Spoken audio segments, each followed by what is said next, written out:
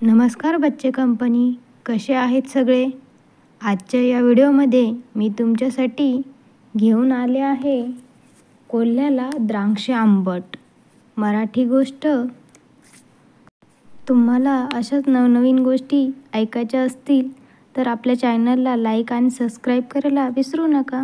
चला तर मग सुरुवात करूया आपल्या या गोष्टीला. गोष्टीचं नाव आहे कोल्ह्याला द्राक्षे आंबट. एकदा एक कोल्हा फिरत फिरत द्राक्षाच्या मळ्यात आला.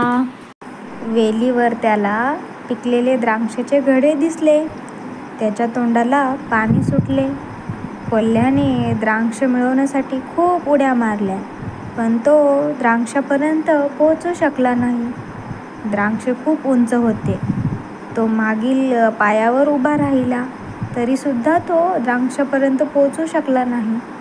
शेवटी त्याने खूप उड्या मारल्या, परंतु काही उपयोग झाला नाही.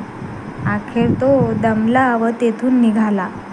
जाता जाता तो म्हणाला, द्राक्षे आंबटच आहेत, ती कोण खाणार?